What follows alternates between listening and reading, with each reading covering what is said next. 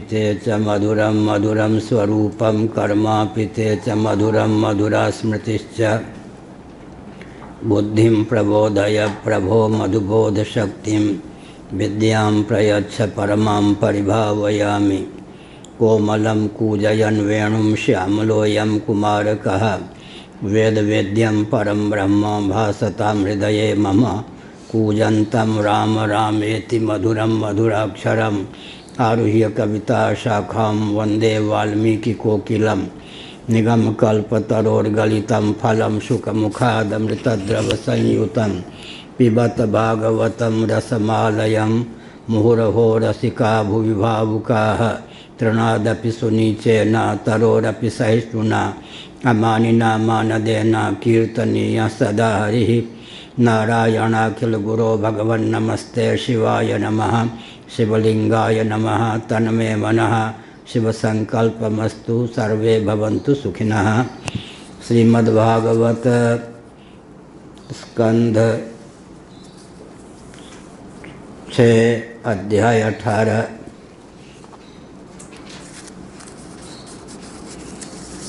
श्लोक 24 से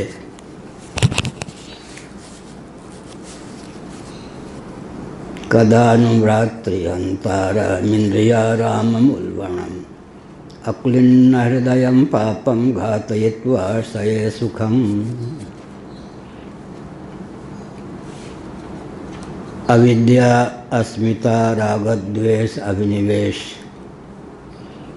योग दर्शन के अनुसार ये पंच क्लेश हैं। पंच क्लेशों के सहित ही अधिकांश जीवों की उत्पत्ति होती है। गिने चुने ऐसे महानुभाव होते हैं जो योगभ्रष्ट होते हैं, केवल अविद्या रूप दोष या क्लेश का अपनोदन की योग्यता प्राप्त करने के लिए ही उनका जन्म होता है।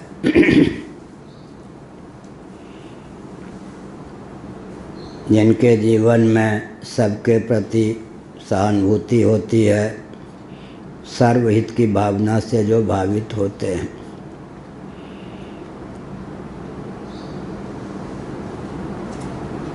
अपने उत्कर्ष के लिए राजा महाराजा बहुत कुछ अपकर्ष सूचक कार्य भी कर लेते हैं।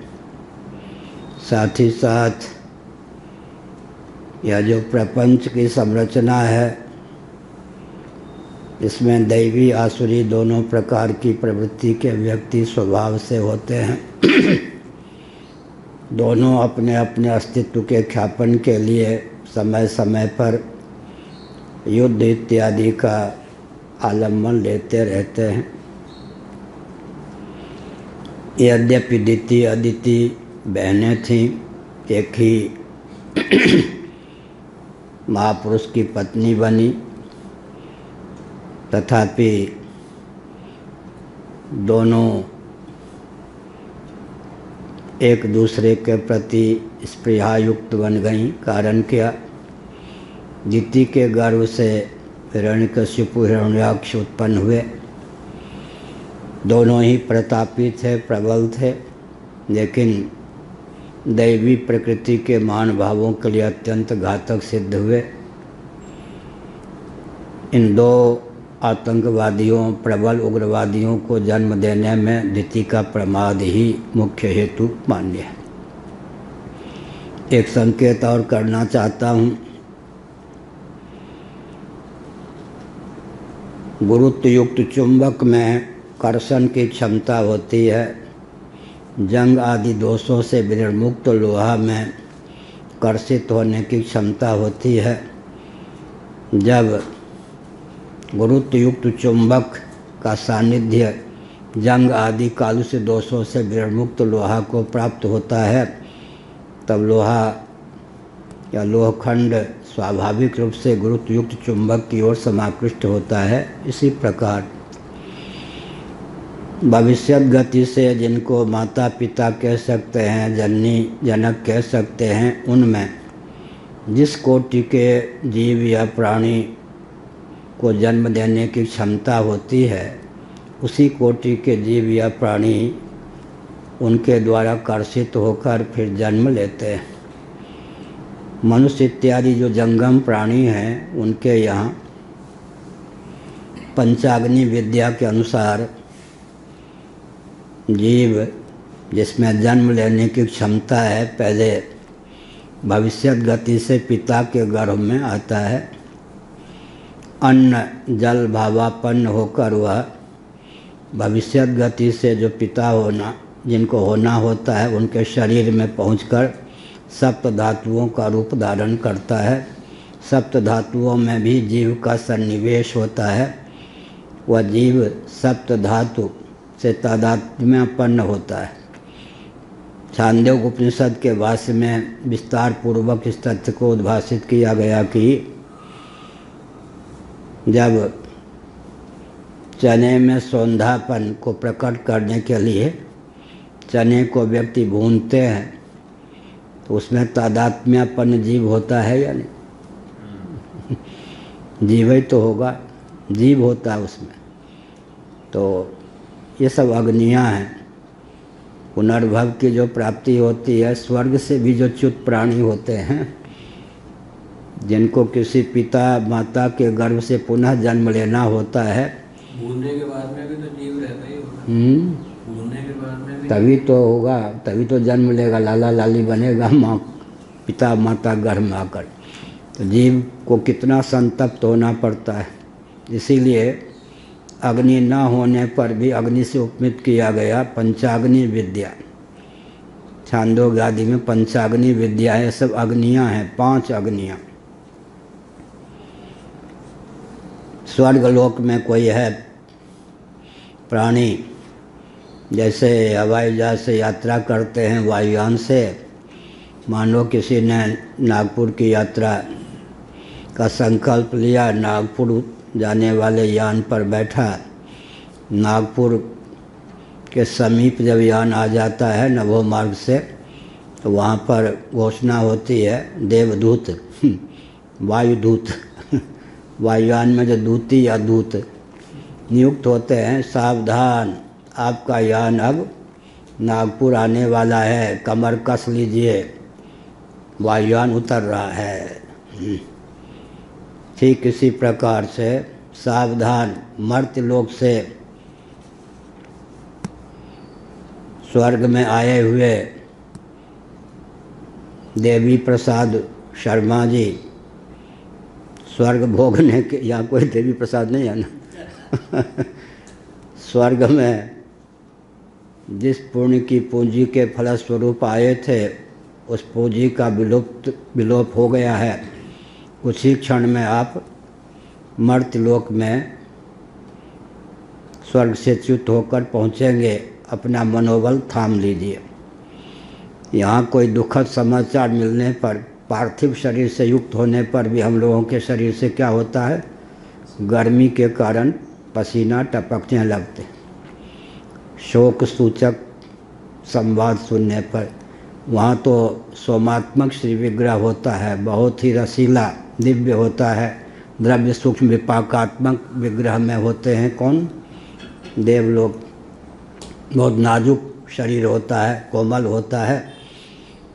इस दुखद समाचार को सुनने के बाद वो वाष्पीकरण की विधा से बादल बन जाते हैं। जीव ही क्या होता है, मेघमंडल का रूप धारण करता है, फिर जल का रूप धारण करता है, फिर पृथ्वी से एकीभूत हो जाता है। पृथ्वी रूप अग्नि में उसको मानो झोंक दिया गया। उसके बाद अन्न के रूप में आता है, पुरुष शरीर में जाता है, पिता रूपी भट्ठी में झोंक दिया गया। फिर माँ के गर्भ में आता है, माता रूपी भट्ठी में झोंक दिया गया, तब जन्म होता है। ये पंचाग्नि विद्या है। अग्नि न होने पर भी अग्नि के सदृश।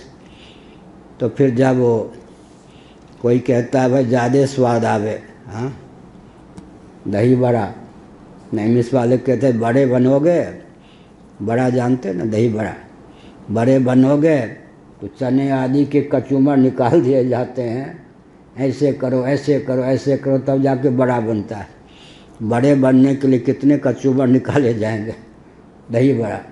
अब थोड़ा विचार करें, यहाँ तो देहात्मवादी न होने पर भी व्यवहार में व्यक्ति, बृहदारण्यक उपनिषद में आगे आएगा पाठ की दृष्टि से, देहात्मवादी होकर ही प्रायः 90% व्यवहार करता है ना। इस ढंग से छोंक लगाओ, इस ढंग से करो, इस ढंग से वो दही बड़ा, हाँ पीसो, ये करो। अब उसको नहीं मालूम कि ये सब यातना किसको प्राप्त होती है।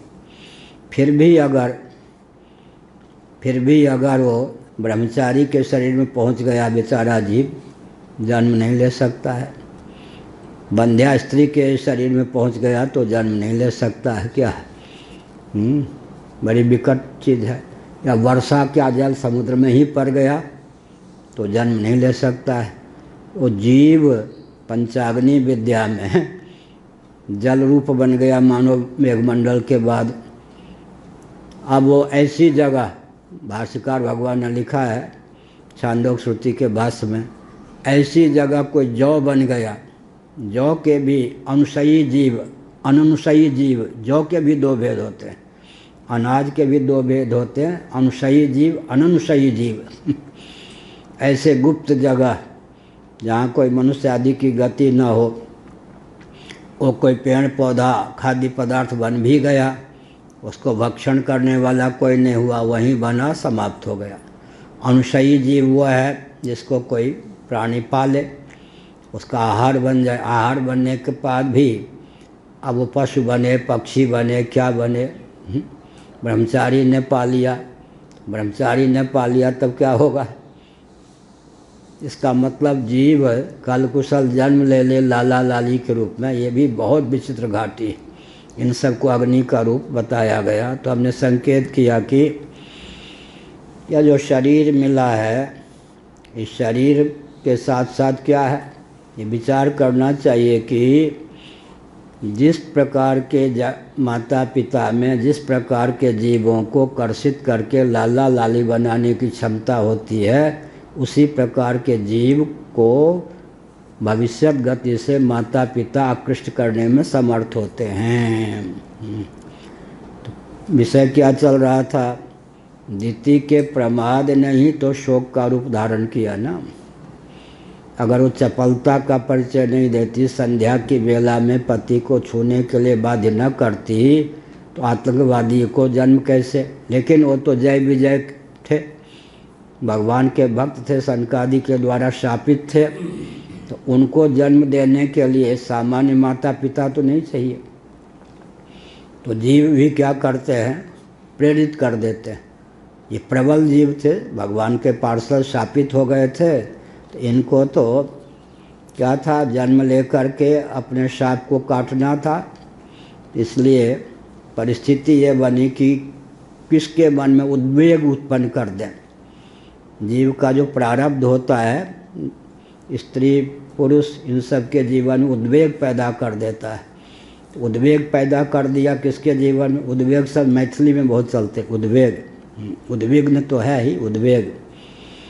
तो दिति के मन में उद्वेग उत्पन्न हो गया। उद्वेग क्यों हो गया, मर्यादा को जानने पर भी अगर संध्या की वेला में पति का स्पर्श न करती तो जय विजय को जो शापित हो गए थे, वो हिरण्यकशिपु हिरण्याक्ष के रूप में व्यक्त नहीं कर पाती।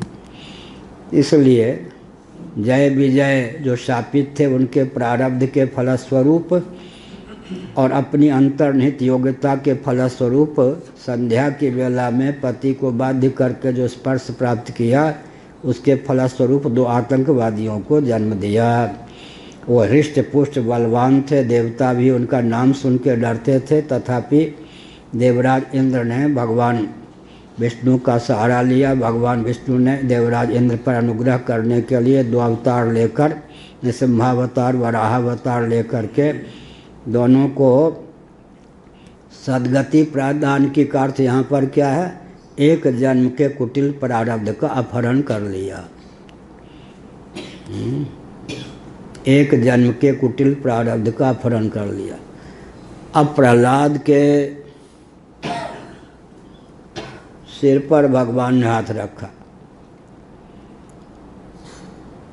एक प्रहलाद के साथ व्यवहार भगवान विष्णु का, और हिरण्यकशिपु को गोद में बैठा करके विकराल स्वरूप से, विकराल स्वरूप तो तभी था जब प्रहलाद के सर पर हाथ रखा, और नाखूनों से क्या कर दिया, छाती फाड़ दी। कोप भी कृपा है या नहीं?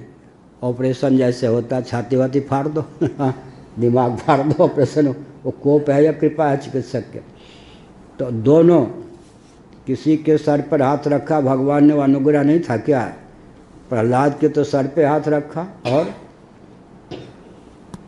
हिरण्यकशिपु के तीव्र नाखून से बक्षोज फाड़ दिया। कोप भी कृपा, क्योंकि वो सांप का 3 जन्म के लिए, बहुवचन में जो सांप था 3 जन्मों के लिए 1 जन्म का अपहारक हो गया या नहीं? वो कोप भी अपहारक है। तो कहीं कृपा कृपा के रूप में ही व्यक्त होती है भगवान की, कहीं कृपा कोप के द्वार से व्यक्त होती है क्या?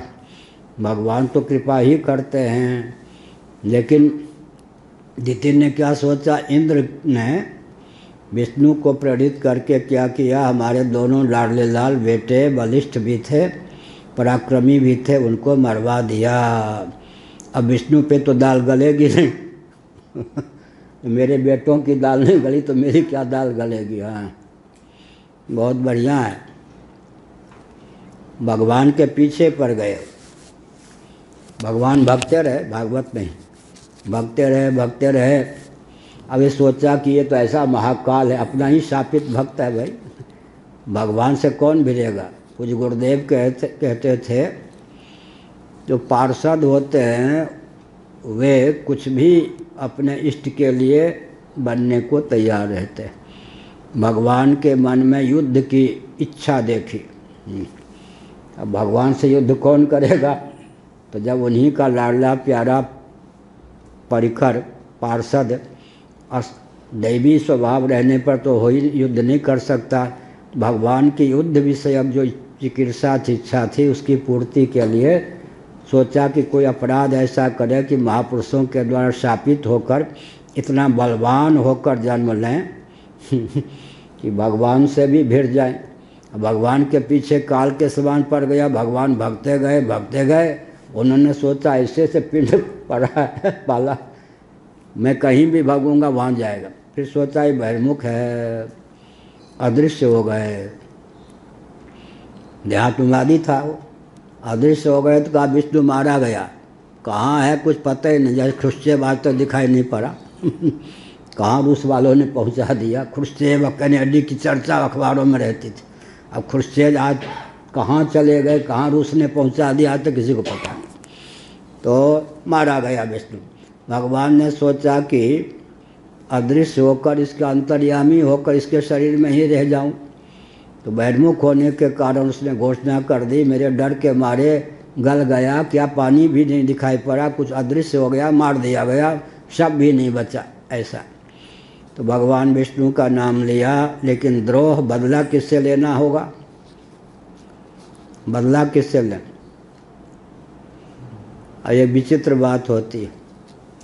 द्रोणाचार्य ने अर्जुन को आगे कर दिया और द्रुपद के चूमर निकाल दिए। अब ये देखिए द्रोणाचार्य ने तो क्या सोचा, द्रुपद ने क्षत्रिय होकर भी इतना मैं पराक्रमी बलवान नहीं हूँ, सेना के सहित भी युद्ध करूँ, द्रोणाचार्य पर विजय प्राप्त कर सकूँ। लेकिन ये जो राजकुमार जिसको आगे करके मेरा निग्रह कर लिया द्रोणाचार्य ने, इतना बढ़िया है, बलवान है, ये मारने योग्य नहीं है, इसको दामाद बना दूँ यहाँ भी जातीयता है और द्रोणाचार्य को मैं मार नहीं सकता, तो कम से कम तपोबल से ऐसा करूं कि ऐसा लाला या पुत्र पैदा करूं जो द्रोणाचार्य को मार सके। लो, द्रोणाचार्य के प्रति द्रोह, और जिसको आगे करके इसको कैद कर ले किसका? द्रुपद को। ये तो भाई मारने योग्य नहीं है, क्षत्रिय छोरा है, बढ़िया है, युवक है, घोड़ा चट्टा बलवान है, ये तो दामाद बनाने योग्य। तो अब क्या है, ब्राह्मणों का आलम्बन लेकर ही कोई ब्राह्मण पर विजय प्राप्त कर सकता है। अपने बलबूते पर सेना के सहित भी द्रोणाचार्य से भिड़ जाऊं, द्रोणाचार्य अकेले सबको मार देंगे, भरद्वाज ऋषि के अवतार हैं, ऋषि के। तो एक ऐसा यज्ञ करूं, एक ऐसी सुंदरी बेटी हमको प्राप्त हो उस यज्ञ के माध्यम से कि अर्जुन दामाद बन सके, माने विवाह दूं।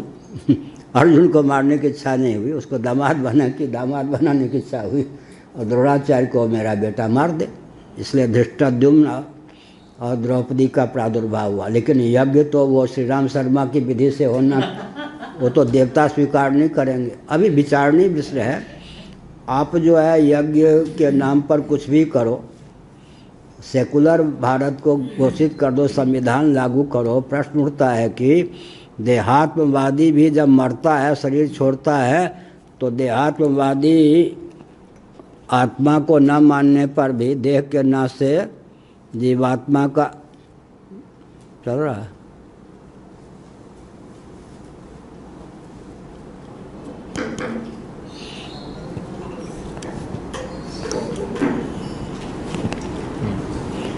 आपकी मान्यता यमराज तक पहुंच सके तब तो काम चलेगा ना, विचारणीय विषय है ये।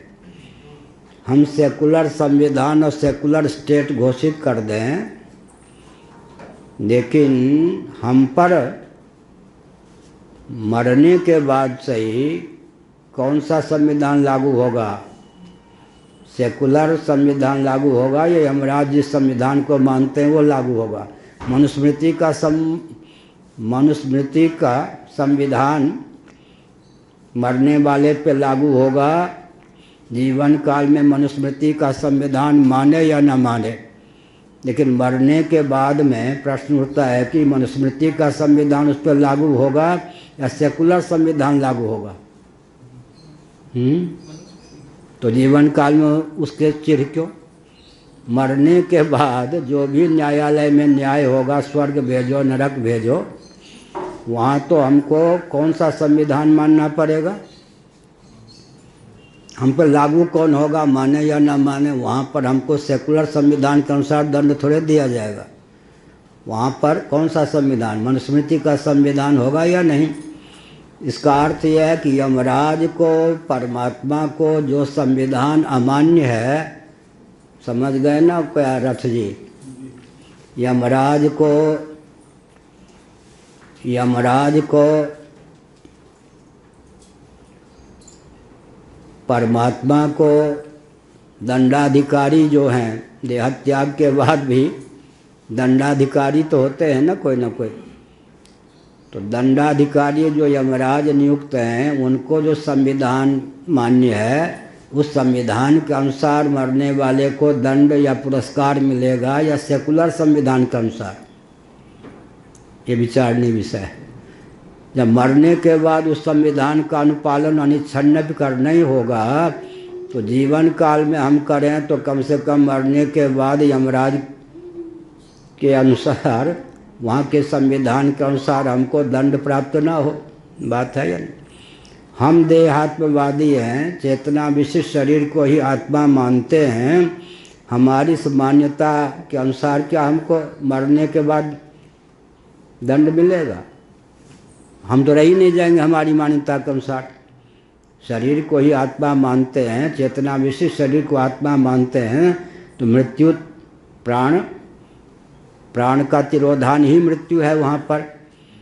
लेकिन हम आत्मा को देह से अतिरिक्त माने या न माने, वो जो ईश्वरीय संविधान है जिसके अनुसार देह के नाश से जीवात्मा का नाश नहीं होता, हमारा नाश तो सिद्ध नहीं होगा। इसलिए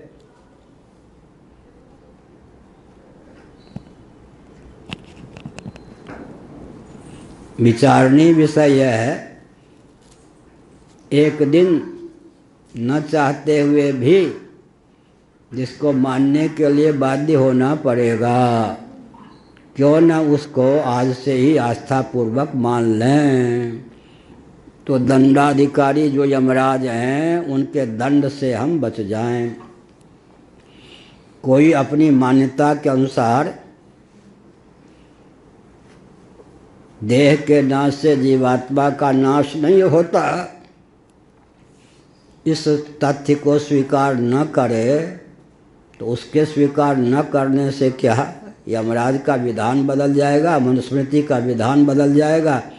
इसलिए आजकल मैं बहुत जोर दे के कह रहा हूँ, अरे विकास को परिभाषित करने वालों, ये तो सोचो कि प्रकृति को कौन सा विकास मान्य, पृथ्वी को कौन सा विकास मान्य है, जल की दृष्टि में विकास कौन है, तेज की दृष्टि में विकास कौन है। माने पृथ्वी किस अधिनियम को सहती है, जल किस अधिनियम को सहता है, तेज किस अधिनियम को सहता है, वायु पर कौन सा अधिनियम लागू होता है, आकाश किस अधिनियम को। इसीलिए मैं उदाहरण देता हूँ, तारीख को ये लोग नहीं सहते, तिथि को सहते हैं। भूकंप की प्राप्ति है, सूर्य ग्रहण की प्राप्ति है, चंद्र ग्रहण की प्राप्ति है, ये सब के सब क्या है, ज्वार भाटे की प्राप्ति है, ये सब के सब क्या है, ये सब के सब तिथि के अनुसार सिद्ध होते हैं। तो निरूपण ये चल रहा था कि अपना जो प्रमाद है वो मृत्यु का रूप धारण करके आता है। अकृतार्थ प्राणियों में जन्म लेने की क्षमता होती है, जिस स्तर के जन्म लेने की उनकी क्षमता होती है उसी स्तर के भविष्यत गति से माता पिता उसको अपने गर्भ में कर्षित करने में समर्थ होते हैं। मैंने इस संदर्भ में उदाहरण दिया, जंग आदि कालुष दोषों से विनिर्मुक्त लोहा में गुरुत्वयुक्त चुंबक का सानिध्य सुलभ होने पर उधर आकृष्ट होने की क्षमता होती है। दोनों की क्षमता का जब सम्मुख और सानुकूल संयोग प्राप्त होता है तो जंग आदि कालुष दोषों से विनिर्मुक्त लोहा गुरुत्वयुक्त चुंबक की ओर समाकृष्ट हो जाता है। तो सार क्या निकला, भगवान के भक्त जय विजय भगवान के भक्त के द्वारा ही स्थापित हो गए। भक्त भक्त भी भिड़ जाते सनकादि भगवान के भक्त नहीं थे क्या। और भगवान विचित्र ब्राह्मणीय देव, भगवान विष्णु ब्राह्मण हैं या क्षत्रिय हैं या वैश्य हैं या शूद्र हैं या अंत्यज हैं। वर्णाश्रम व्यवस्था हिरण्यगर्भ से प्रारंभ होती है, जीव से। भगवान के ऊपर वर्णाश्रम व्यवस्था नहीं है। क्या वर्णाश्रम व्यवस्था किसके लिए है? जीवों के लिए, जीव के कल्याण के लिए। जीव घन कौन है? ब्रह्मा जी, हिरण्यगर्भ। प्रथम जीव वही हैं, समष्टि जीव घनात्मक ब्रह्मा जी हैं। भगवान विष्णु के नाभि कमल से ब्रह्मा जी का प्रादुर्भाव होता है।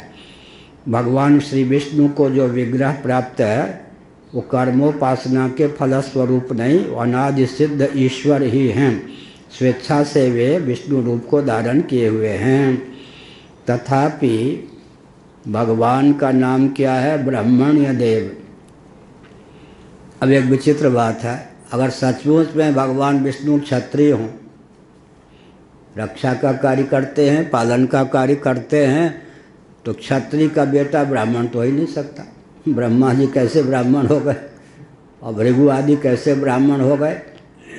लेकिन भगवान अपने में ये दिखाने के लिए कि मैं ब्राह्मण्य देव हूँ, तो रक्षा का पालन का कार्य करते हैं तो क्षत्रियत्व का आरोप कर लेते हैं।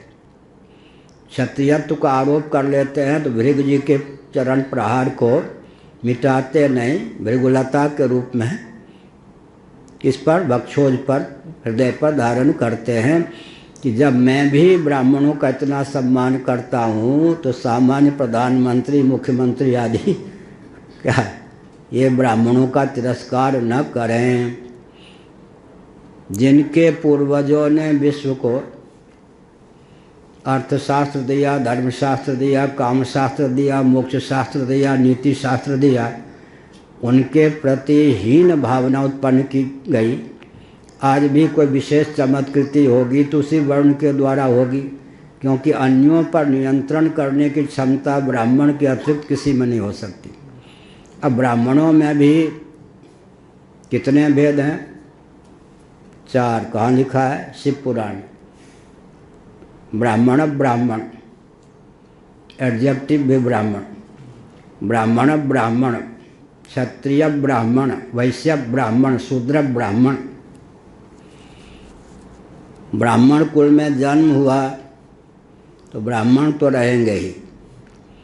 ब्राह्मणोचित शील स्वभाव भी है तो शिव पुराण के अनुसार क्या हो गए? ब्राह्मण ब्राह्मण, सोने में सुगंध। क्षत्रियोचित ढंग से जीवन यापन करते, पुलिस मिलिट्री आदि बन गए तो क्षत्रिय ब्राह्मण। विशेष नहीं बदलेगा, विशेषण बदलेगा। क्षत्रिय भावापन्न ब्राह्मण को भी कोई मार देगा तो ब्रह्म हत्या लगेगी ही। लंगड़ी लूल्ही गाय भी किसी के द्वारा मर जाए तो वो हत्या उसको लगनी ही लगनी है। वैश्य ब्राह्मण, वैश्योचित ढंग से कृषि गौरक्ष वाणिज्य आदि के माध्यम से अगर जीविका का अर्जन करता है तो उसका नाम हो गया वैश्य ब्राह्मण। और सेवावृत्ति से, नौकरी चाकरी से काम करता है तो शूद्र ब्राह्मण। विशेष नहीं बदलेगा, विशेषण बदलेगा। तो सोने में सुगंध ब्राह्मण ब्राह्मण का सबसे ऊंचा स्थान है। ब्राह्मणोचित शील स्वभाव से युक्त भी है और ब्राह्मण कुल में जन्म लेने वाला भी है या ले चुका है। तो हमने क्या संकेत किया? भगवान के भक्त ने ही शाप दे दिया। वो कौन थे? सनत कुमार। भगवान की स्थिति विचित्र हो गई। अब इनको क्या समझावें? शाप कहाँ क्यों दिया? भगवान के सौंदर्य स्वरूप माधुर्य का वर्णन किया ब्रह्मा जी ने। उससे इतने समाकृष्ट हुए कि हाँ, ऐसे महापुरुष, दिव्य महापुरुष का दर्शन अवश्य होना चाहिए। जैसे भ्रमर मंडली जो होती है वो पराग मकरंद से युक्त पुष्प के गंध का आस्वादन करके तीव्र गति से उधर दौड़ती है, और अगर कोई बीच में हथेली रख दे तो हथेली को चीर करके भी निकलने का प्रयास करती है। इतनी उनके हृदय में भावना का इतनी उद्रेक हुआ कि द्रुत गति से ऐसे भगवान तक पहुंच जाएं, दर्शन करें। बीच में द्वारपाल प्रतिबंधक बन गए, जय विजय। तो मैंने कहा ना, सभा में समय देने का काम करना शाप लेना है एक प्रकार से। कोई बिगड़ा हुआ होगा वक्ता, हमको 4 मिनट दिया, 5 मिनट दिया, वहीं से शुरू हो जाएगा, हमको समय नहीं दिया। द्वारपाल का काम बहुत विकट है। कौन शाप दे दे, कौन क्या कर दे, क्या पता। ये सब जिम्मेदारी बहुत विकट होती है। थोड़ा सा महाराज प्रतीक्षा कीजिए, मैं जब पूछ लूँ तो मुझे अंदर बाहर का भेद नहीं है, तो किसको अंदर बाहर का भेद है, किसके जीवन में अंदर बाहर का भेद नहीं है, इसकी परख तुम्हें नहीं। तुम द्वारपाल रहने योग्य नहीं, भले ही भगवान ने तुमको नियुक्त किया हो। बाह्याभ्यंतर दिगंबर थे ना। हमारे हृदय में अंदर बाहर का भेद नहीं है। ये जो द्वार होता है ना, अंदर बाहर की विभाजक रेखा है ना, तो जिसके जीवन में अंदर बाहर का भेद ही विगलित हो गया, उसको रोकने के लिए तुम थोड़े द्वारपाल बनाए गए हो। बहुत विकट। पूज्य गुरुदेव का स्वास्थ्य खराब था और पूरी पीठ के महाभाग शंकराचार्य महाराज स्वयं द्वारपाल बने रहते थे। शंकराचार्य हो करके, आपको सुनकर आश्चर्य होगा, आपने तो देखा है, द्वार पर कुर्सी लेकर बैठे रहते थे। कोई भी आता था, नहीं जा सकते, महाराज का स्वास्थ्य ठीक नहीं। कई लोग जो भिड़ जाते थे, शंकराचार्य हो करके उन्होंने, शंकराचार्य हो के हमारे पूज्य गुरुदेव के प्रति कितनी आस्था रही होगी और थी कि वो कुर्सी पर बैठ जाते। एक बार उन्होंने कहा कि बहुत देर हो गई, आप बैठ जाओ और मैं कुछ विश्राम करूं। मैं बैठूं क्या? मैं वहाँ था, ब्रह्मा जी, यहाँ के ब्रह्मा ने वहाँ के, बड़ा विकट, बहुत विकट ब्राह्मण ब्रह्मचारी वो आए। अब मैंने सोचा वो मेरी स्थिति जय विजय जैसे हो ही जाएगी। जय विजय जैसे होगी, और मैं कह दूं कि महाराज का स्वास्थ्य ठीक नहीं है, आप कौन होते हैं? मैं तो इतने साल पुराना हूँ, मैं तो महाराज के गोद में खेला हूँ, वो तो गाली देगा, मारेगा। अब अगर इतने जोर से चिल्लाए, हाँ जैसे बच्चा चिल्ला रहा, इतने जोर से चिल्लाएगा कि महाराज का विश्राम भी खत्म हो जाएगा। तो मैंने सोचा काम बनाना चाहिए। हमने कहा क्या बात है ब्रह्मा जी, आइए आइए, आपको भगवान महाराज का दर्शन करना है ना? हाँ। तो महाराज का स्वास्थ्य ठीक रहे तो आपकी भावना, अरे क्यों नहीं महाराज। और तो ब्रह्मचारी से प्रणाम भी किया, और मैं जाने नहीं देता तो मारता भी हो, ऐसा भी करता। मैंने धीरे से किवाड़ खोल के, देखिए महाराज विश्राम कर रहे हैं, एक काम कीजिएगा आप। हाँ बताइए महाराज। आप इस कुर्सी पर बैठ जाइए, अब जो आवे उसको रोकिए। मैं थोड़ा विश्राम कर लूँ। हाँ महाराज, ऐसा कौन सा माई का लाल होगा जो महाराज का दर्शन करने पाए? आप जाइए विश्राम कीजिए। हमने उसी को द्वारपाल बना दिया। अगर मैं रोकता तो इसका मतलब क्या हुआ? रोक दिया तो बेचारे शापित हो गए। अब दो भक्त भगवान के, एक और ब्राह्मण हैं, भगवान अपने को ब्राह्मण देव मानते हैं, तो बड़ी विचित्र स्थिति हो गई और शाप दे दिया असुर होने का। तो वो जो जय विजय थे, संस्कृत में शाप मिला था ना, संस्कृत में जो है एक वचन द्विवचन फिर बहुवचन, अंग्रेजी में सिंगुलर प्लूरल, दो वचन नहीं है, द्विवचन नहीं है, हिंदी में भी एक वचन बहुवचन। तो संस्कृत में शाप होने पर कम से कम 3 जन्म होने की आवश्यकता थी, तब बहुवचन की पूर्ति होती।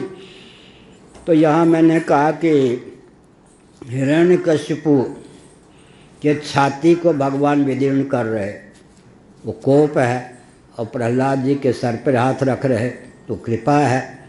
दोनों ही कृपा है नहीं, एक में साक्षात कृपा की प्रतीति हो रही है, एक में कोप के माध्यम से कृपा की प्रतीति हो रही है। जैसे किसी के हृदय में कोई व्रण हो तो चिकित्सक चीरेगा जो वो द्वेषपूर्वक थोड़े चीरेगा।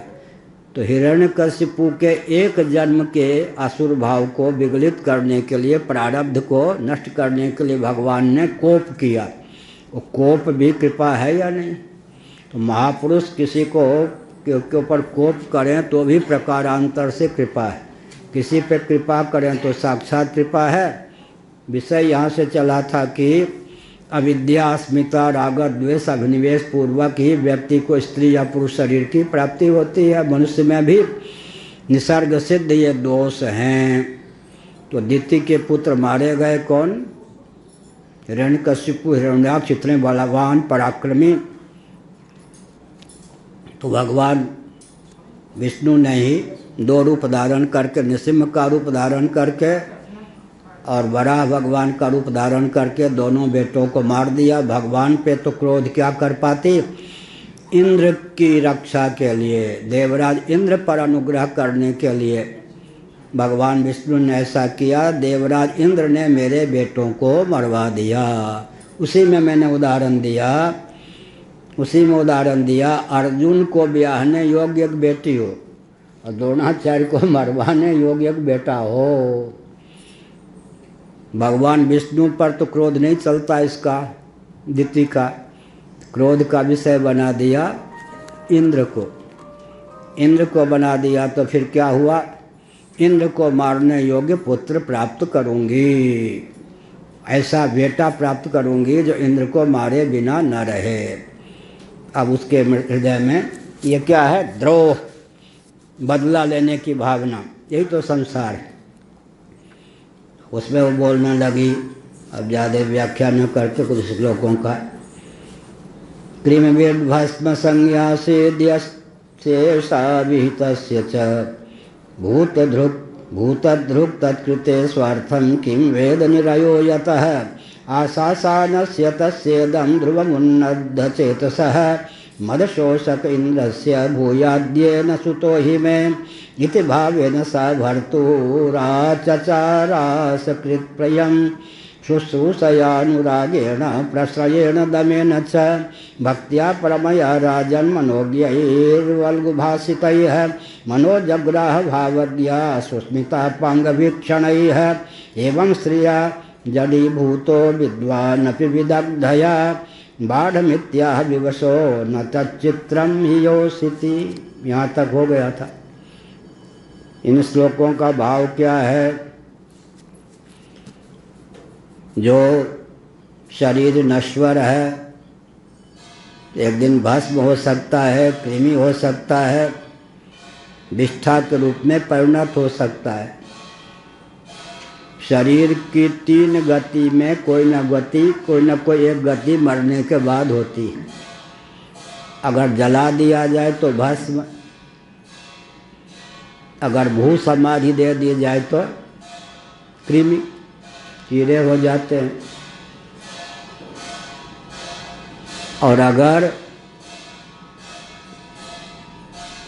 जल प्रवाह कर दिया जाए तो कछुए आदि खा करके विष्ठा के रूप में छोड़ देते हैं। कृमि, भस्म, विष, शरीर का कोई न कोई पर्यवसान तो होना ही है। ऐसे शरीर को सुरक्षित रखने के लिए जो द्रोह पालते हैं, दूसरे को यातना देते हैं, उनको पता नहीं कि शरीर का पर्यवसान किस में होगा। भस्मांतग्वम शरीरम, ये तो एक ही प्रक्रिया है। देह त्याग के बाद शरीर या तो भस्म किया जाएगा, या विष के रूप में परिणत होगा, या कृमि के रूप में परिणत होगा। इस शरीर के पोषण में ही लगे रहते हैं, दूसरे का अपकर्ष करते हैं, वो अवश्य ही प्रबुद्ध व्यक्ति नहीं है।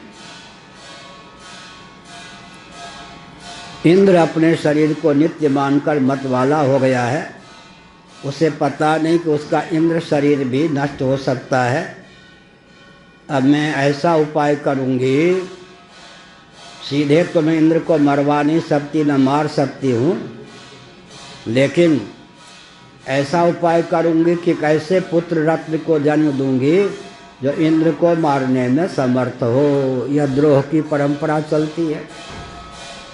वंश द्रोह के आग में भुलस कर नष्ट हो जाते हैं। इंद्र के कचूमर निकालने वाला, चकनाचूर कर देने वाला, मार देने वाला, अब पुत्र मुझे चाहिए। जब तक ऐसा पुत्र प्राप्त नहीं करूंगी तब तक चैन से सोऊंगी नहीं। अब उसके लिए उपाय हमने कल कहा ना, आज भी कहा था, कोई लक्ष्य बना करके उस लक्ष्य की पूर्ति के लिए अमोघ उपाय को ढूंढना चाहिए। आज पाठ में हमने कहा था कि हेय हेतु, हान और हानोपाय। दूसरे शब्दों में श्रेय हेतु, श्रेयोपलब्धि और श्रेयोपाय। चिकित्सा शास्त्र भी है, व्यवहार शास्त्र भी है, दर्शन शास्त्र भी है। चारों का ज्ञान होना चाहिए। जिसे हम पसंद नहीं करते, जो हमको नहीं चाहिए, उसका नाम क्या हो गया? हेय, त्याज्य। अब जिसको हम त्यागना चाहते हैं उसका कारण क्या है, इस पर विचार करना चाहिए। आयुर्वेद के अनुसार रोग क्या होता है? हेय होता है, त्याज्य होता है। रोग हेय होता है। तो रोग की चिकित्सा के लिए हेय, रोग के कारण का पता लगाना पड़ेगा या नहीं? वात की प्रधानता से, पित्त की प्रधानता से, कफ की प्रधानता से, या ठोकर आदि लग जाने पर अमुक रोग की उत्पत्ति हुई है। रोग के मुख्य रूप से 4 हेतु होते हैं। वात, पित्त, कफ, तीनों में कोई एक कुपित हो जाए तो रोग होता है। एकाएक व्यक्ति को ठोकर लग जाए, कोई ईंट पत्थर लग जाए, कोई गोली मार दे, आघात जन्य रोग। वात, पित्त, कफ या तीनों के कुपित हो जाने पर सन्निपात रोग के 5 ही प्रकार होते हैं। कौन कौन? चिकित्सा शास्त्र। एक बार कभी संयोग लगेगा तो चिकित्सा पर भी संगोष्ठी 2-3 दिनों की रखे। क्या चिकित्सा शास्त्र आयुर्वेद भी हमारा सधा हुआ है।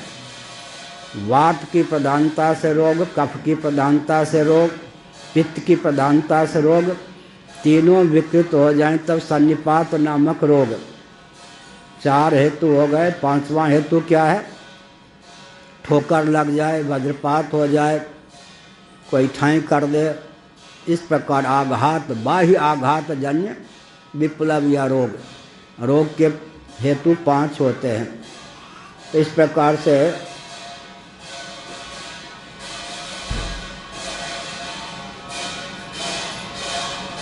अब इंद्र को मारने वाला पुत्र चाहिए। ऐसा पुत्र मैं कैसे प्राप्त करूं, इसके लिए उसने उपाय ढूंढा। क्या उपाय हो सकता था? पतिव्रता अगर चाहे कि ऐसा पुत्र रत्न प्राप्त हो तो पति की आराधना करेगी और क्या करेगी। पतिव्रता तो थी, और पति भी कैसे समर्थ, कौन कश्यप जी कौन समर्थ है या नहीं? अब थोड़ा विचार कीजिए। दिति का बेटा कौन? इंद्र। इंद्र के ये मौसी या सौतेली माँ लगेगी या नहीं? दिति भी बहन, अदिति भी बहन, इंद्र की मौसी है ये। इसके बेटे जो थे हिरण्यकश्यप, हिरण्याक्ष, इंद्र के सौतेले भाई थे या नहीं? तो मौसी देवी के मन में हुआ कि बहन के पेट से जो पैदा हुआ है कौन? इंद्र, इसको मरवा दूं। 2 बहनें अगर एक ही घर में जाएं और कहीं एक ही पति मिल जाएं तो आपस में लाग डांट किए बिना रह नहीं सकती। ये मनोविज्ञान है, समझ गए झा जी? आपके यहाँ तो ऐसा नहीं है ना? ठीक। 2 बहनें अगर एक ही घर में जाएं और दैवयोग से दोनों एक ही पति की पत्नी हो जाएं तब वो मायके वाला स्नेह नहीं रहता है। तो पति हमारे समर्थ हैं, लेकिन पति की को इसका नाम असमंजस। असमंजस शब्द बहुत विचित्र है। असमंजस, किं कर्तव्य विमूढ़ता।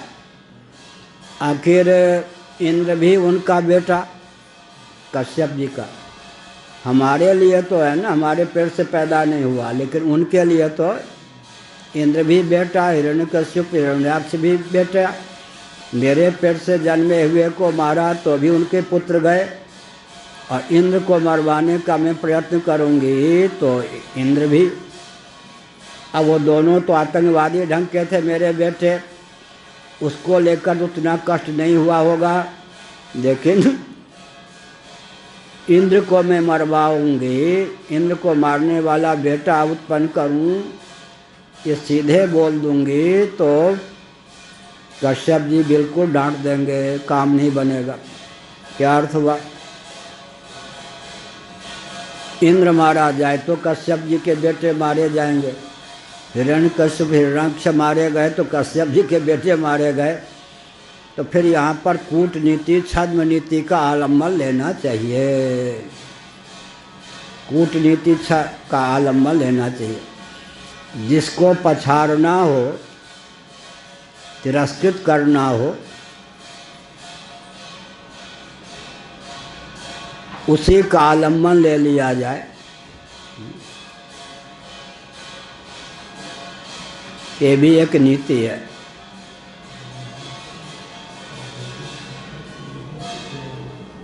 द्रुपद ने क्या सोचा? द्रुपद ने यह सोचा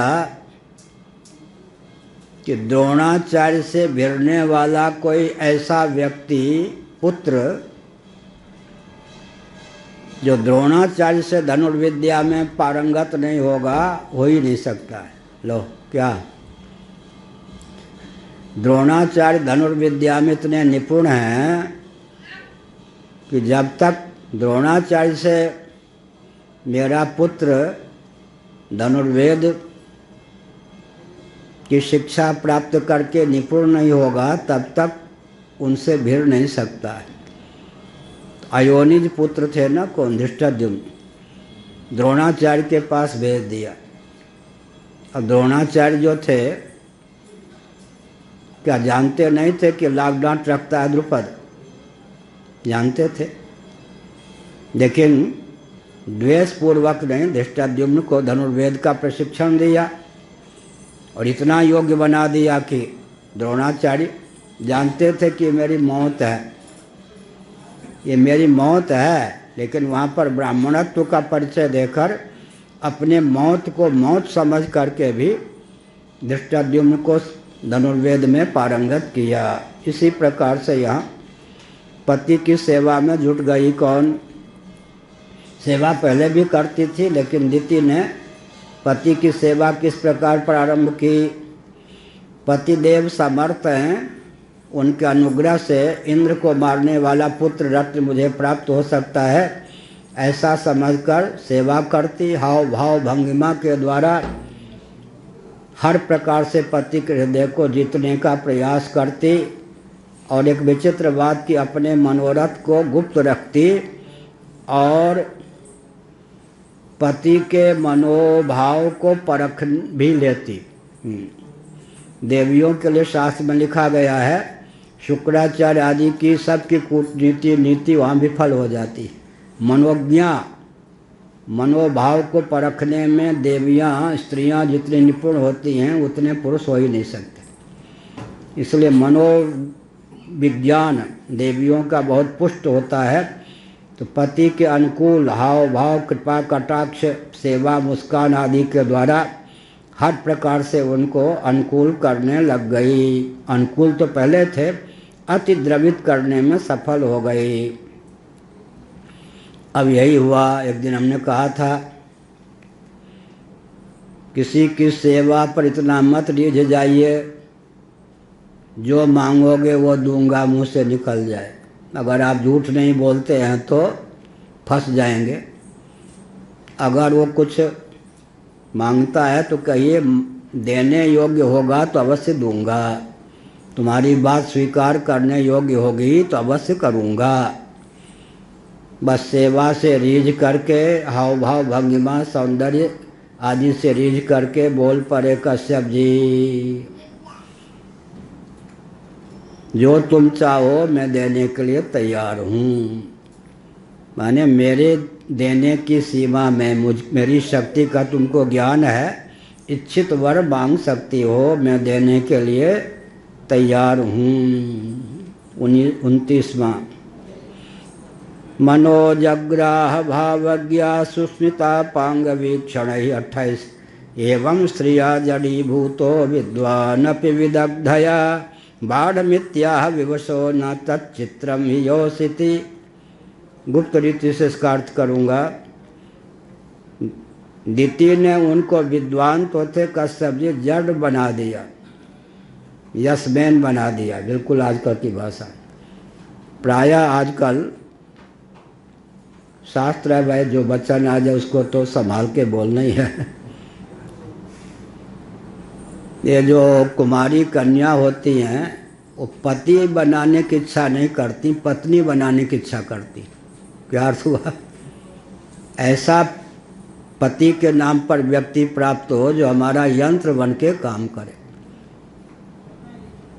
पहले देव कुमारी कन्या पति ढूंढती थी, लक्ष्मी जी को पति चाहिए था, लेकिन आजकल प्रायः कुमारी कन्या पत्नी ढूंढती है।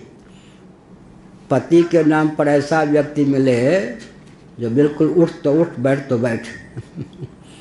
एक गोरी चट्टी छत्री घर की थी, काली देवी, कानपुर की, सच्ची घटना। नाम था काली, बहुत गोरी चट्टी थी। दैवयोग से उसका जो पति था नाटा था, सुंदर तो क्या, कुछ अभद्र ही जैसा, सुंदर नहीं था, काले कोटे में नाटे कद का था, कोई भव्य नहीं था। नैमिष वाले के आश्रम में वो गोबर का कंडा पाथती थी पहले। नैमिष वाले बहुत मनोज्ञ थे, मन के भाव को जानते थे। उन्होंने उसको कथा वाचने की कला सिखा दी। वो कथावाचक बन गई और ऐसे प्रवचन करती कि अच्छे अच्छे विद्वान उसके सामने नहीं जमते। गोरी चट्टी, फिर वो वीर रस में बोलती, छत्री घर की थी। लेकिन उसके सामने प्रश्न था कि कोई ना कोई साथ में होना चाहिए, नहीं तो लोग कटाक्ष करेंगे, अकेले कैसे आ गई, पति को लेके जाती। धीरे से बोलती मेरे पतिदेव हैं। आगे जब उसकी प्रसिद्धि हुई तो वो कहने लगे कि मेरा सर्वेंट है। अब पति कुछ बोले तो चाटे मरवा दे। उसके पति ने मुझसे कहा, मैं उन दिनों शुक्लागंज उन्नाव जिला कानपुर गंगा पार रहता था। देखिए महाराज, साथ लेते लेते पहले कहती थी कि पति हैं, अब कहती है सर्वेंट हैं। मैं बोलूं तो फिर घर में न रहूं, बड़ी स्थिति खराब कर दी। ये गुरुजी ने क्या किया, कथावाचक बना के हमको तो सर्वेंट ही बना दिया। सच्ची घटना, इसमें कोई कपोल कल्पना नहीं है। काली देवी। तो इसका अर्थ क्या हुआ? इसका अर्थ हुआ कि दिति के सेवा से इतने द्रवित हो गए, रीझ गए कश्यप जी। प्रजापति होने पर भी, विद्वान होने पर भी, विदग्ध लिखा है, विद्वान होने पर भी और विदग्ध चतुर होने पर भी, विद्वान अपि विदग्धया, बहुत बढ़िया, मोहित हो करके जड़ी भूता, बिल्कुल जड़ हो गए, न्योछावर हो गए। जैसे कैसे बहेलिया जब बीन पर राग छेड़ देता है तो द्रुत गति से चौकरी मारकर भगने में मृग भी ऐसे जड़ हो जाता है। हाथी बड़ा बुद्धिमान होता है, उसको किसी सेतु या पुल को पार करना हो तो अपने आगे के पाँव को यूँ करता है। उसको अपने शरीर के भार का मनोविज्ञान से ज्ञान होता है। पाँव को आजमा करके कि इस पुल में, सेतु में वो दमखम या क्षमता है या नहीं कि मेरे वजन को ये सह सके। अगर वो मनोविज्ञान से जान लेता है कि मेरे भार वजन को सहने में समर्थ नहीं है, हाथी पीछे हट जाता है। हाथी पीछे हट जाता है, बड़ा बुद्धिमान होता है। लेकिन जब पुल के बीच में या उस पार नकली हथनी बना करके कोई रख देता है, उस समय उसकी बुद्धि मारी जाती है। तो जिस पुल में, सेतु में उसके वजन या भार को सहने की क्षमता नहीं, उस पुल पर भी पूरा शरीर डाल देता है। अंत में बीच में जाके पुल टूट जाता है, गड्ढे में फंस जाता है, भूखे प्यासे अंत में वो फंसा लिया जाता है। तो इसका मतलब बुद्धिमान बलवान भी किस मोर्चे पर अपनी बुद्धि, ऐसा अपनी बुद्धि और अपने बल का उपयोग करने में असमर्थ हो जाए। तो यहाँ पर जड़ बना दिए गए दिति के द्वारा, दारु यंत्र बन गए। बाढ़ मित्या विवशो न तचित्रम ही योसिति। हाँ, जो वरदान मांगोगी मैं देने के लिए तैयार हूँ, बस फिर क्या था। अब ये विचित्र बात है, अगर वरदान दे करके मैं बोलूं, असह्य तो होगा उनको कि आपका जो बेटा इंद्र है उसको मारने वाला इतना बलवान बेटा मैं चाहती हूँ, आप समर्थ हैं, ऐसा पुत्र रत्न मुझे बताइए कैसे हो। मुकर गए तो मैं ताना कसूँगी। कैकेयी ने जैसे ताना कसाया नहीं, कैकेयी की घटना बाद की है, लेकिन पूर्व कल्प की दृष्टि से तो कैकेयी भी हो गई थी पहले। तो विवश कर दिया बाढ़।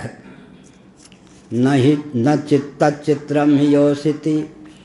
अगर कोई अपने विवेक बल को खो देता है, किसी का यंत्र बन जाता है, शिष्य हो या शिष्या हो, पत्नी हो, कोई भी हो, तो उसके लिए फिर दुर्गति का मार्ग प्रशस्त हो जाता है। एक श्लोक कह के छोड़ दें।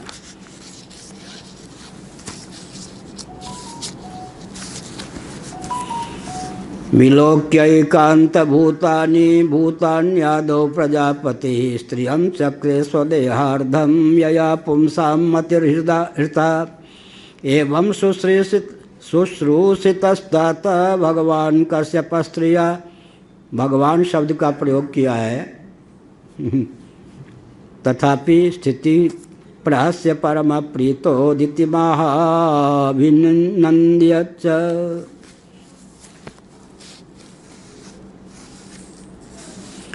आखिर विधाता ने क्या किया? निंदा में तात्पर्य नहीं है, सावधान रहने में तात्पर्य है। ये जो जीव हैं ये बिल्कुल असंग होकर रहेंगे तो संसार कैसे चलेगा?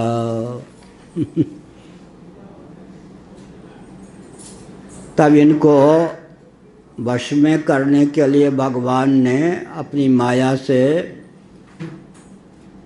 देवियों की रचना की। इन्हीं में वो क्षमता है कि पुरुष को दारू यंत्र के समान चला सकें। क्योंकि सृष्टि है, सृष्टि में अगर प्रवृत्ति मार्ग के व्यक्ति नहीं हुए तो काम कैसे चलेगा? सब निवृत्ति परायण ही हो गए तब। इसीलिए उन्होंने माया रूप में इनकी रचना की।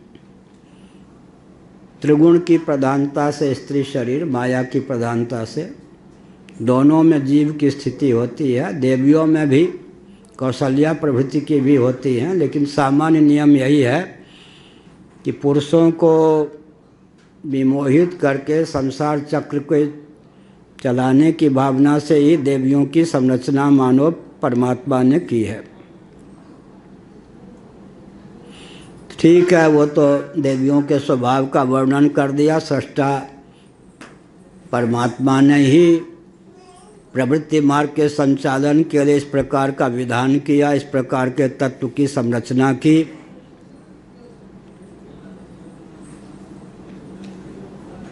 अब कभी कभी ऐसा होता है कि अंदर ताप बाहर मुस्कान। कश्यप जी 4 खाने चित्त तो हो गए, लेकिन गाली नहीं, शाप नहीं, तुमने क्या ये किया, विलाप नहीं। उन्होंने भी मनोविज्ञान का प्रयोग किया, दूरदर्शी ठहरे, मुस्कुरा कर बोले वाह कैसा बढ़िया वरदान मांगा है। अच्छा, तो इंद्र को मारने वाला पुत्र चाहिए तो उसके अनुसार तुम्हें साधन करने की आवश्यकता है। साधन का वर्णन मैं कल से करूँगा भगवत कृपा से, 32 से 36 तक श्लोक। इसका अर्थ क्या है? 1 वर्ष का साधन, इतने यम नियम संयम, कितना भी दत्त चित्त हो करके ये उन नियमों का पालन करेगी, कहीं न कहीं त्रुटि हो जाने पर इंद्र के हाथों मरने वाला पुत्र को उत्पन्न कर लेगी, इंद्र को मारने की क्षमता वाला पुत्र उत्पन्न नहीं कर सकेगी। मन में उन्होंने भी ठान लिया, क्या कांटे से कांटा निकलता है कि अगर कोई किसी को फांस दे तो सामने वाला व्यक्ति अपने को फंसा हुआ, अरे इसने मुझे फांस दिया समझ कर भी तीखी वाणी का प्रयोग न करे, मुस्कुरा करके, जिसको कहते हैं व्यवहार में काट, उसका काट मन में ढूंढ ले। ऐसे ही हुई, उन्होंने सोचा फिसल तो गया, आँख मूंद के मैंने वरदान दे दिया, लेकिन इसने मुझे 4 खाने चित्त कर दिया। भला इंद्र जैसा बेटा मारा जाए, ये कैसे मुझे सही होगा? लेकिन अब तो बस वचन दे चुका हूँ, अगर मुकर जाऊँगा तो ताना कसेगी और अधोगति की मुझे प्राप्ति होगी झूठ बोलने के कारण, और इसका व्रत सफल हो गया तो इंद्र जैसा बेटा खो दूँगा। इसलिए उन्होंने कहा ठीक है, बहुत अच्छा वरदान मांगा तुमने। अंदर से सोचा कि उसने 4 खाने चित्त कर दिया, तो वरदान में का एक अनुष्ठान करो, उस अनुष्ठान की पूर्ति निर्विघ्न हो जाए तो सचमुच में उचित अवधि में तुम्हें ऐसा पुत्र रत्न प्राप्त होगा जो इंद्र को मारने में समर्थ होगा। अंदर अंदर उन्होंने भगवान से प्रार्थना की कि जो मैं नियम संयम अनुष्ठान बताऊं कहीं न कहीं से चूक हो जाए, क्योंकि देवराज इंद्र का विलोप नाश भगवान को भी अभीष्ट नहीं। मैं संकेत करता हूँ, कल स्वामी जी कल या परसों बता रहे थे, भगवान श्री कृष्ण को लीला संवरण करना था, लेकिन राजवंश ज्ञान की परंपरा और शासन की परंपरा लुप्त न हो तो 2 बीज छोड़ गए। ज्ञान की परंपरा के लिए कौन? उद्धव जी, उनको उपदेश दिया। और वज्र पोता, बाकी सब कट पिट के ब्राह्मण के हिसाब से कट पिट के नष्ट हो गए। दो को भगवान ने एक्सेप्शन, अपवाद जिसको कहते हैं, दो पे शाप नहीं लगा। भगवान ने अपने संकल्प से दो को बचा लिया। एक राजगद्दी चलाने के लिए उद्धव जी तो क्षत्रिय थे, लेकिन उनके माध्यम से ज्ञान की परंपरा चले, वो उनके जीवन में अध्यात्म का ज्ञान हो, लेते लेते कभी क्षत्रिय से ब्राह्मण ज्ञान ले लेते हैं, ये भी होता है परिस्थितिवश। तो इसका मतलब है ज्ञान की परंपरा और शासन की परंपरा नष्ट न हो। गीता का 4वां अध्याय देखिए, योगो नष्ट परम तप। अधिकारी न रहने पर क्या होता है? तत्व ज्ञान की परंपरा लुप्त हो जाती है। तो भगवान उस परंपरा को उज्जीवित करने के लिए अवतार लेते हैं। मैंने जो सूर्य को, मनु को उपदेश दिया था सूर्य की परंपरा से, मनु ऋक्ष्वाक ब्रवीत, ये सब। हाँ, तो एक दो बात कह दें। नेपाल के प्रधानमंत्री जी सुन लीजिए, वाल्मीकि रामायण का अध्ययन कीजिए।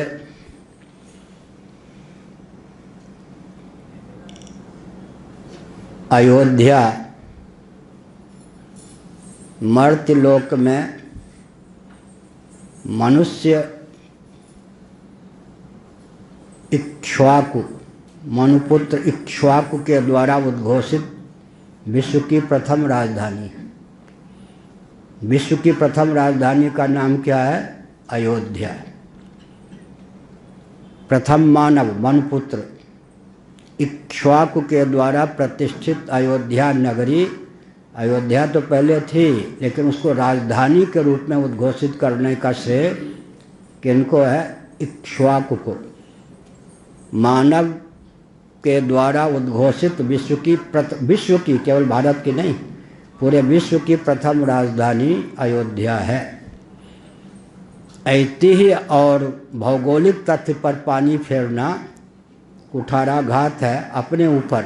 इसलिए सत्ता के व्यामोह में भी पवित्र इतिहास को और भौगोलिक स्थिति को विकृत करने का प्रयास नहीं करना चाहिए। नारायण। हर हर महादेव।